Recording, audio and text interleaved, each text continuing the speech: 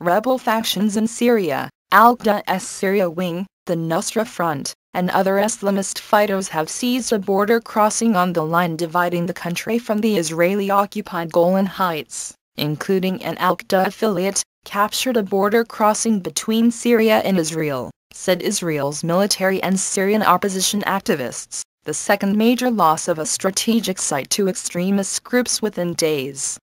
Syrian forces were still trying to recapture the crossing late Wednesday around Quneitra, located in the disputed Golan Heights area between both countries, 45 miles southwest of the Syrian capital Damascus. The move followed the capture of an air base in northern Syria on Sunday by the group known as Islamic State. The developments raised questions over whether President Bashar al-Assad's regime is so weakened by Syria's more than 3-year civil conflict that it cannot defend strategic sites. Some observers suspect the regime is intentionally leaving the sites to militants, to compel the U.S. and regional and Western countries to abandon their quest to topple Mr. Assad, and instead cooperate with him to battle a common enemy in the form of jihadists. The crossing is monitored by the United Nations, which oversees traffic between the two enemy countries. But there are only some 200 meters between the warring adversaries. Posts.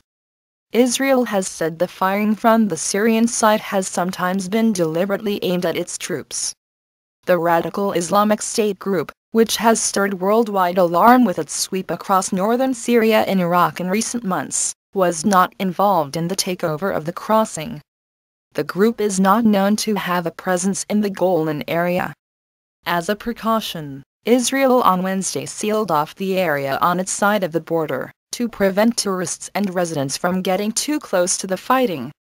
In June, an Israeli teenager was killed in a cross-border attack, as he traveled with his father in the Golan Heights.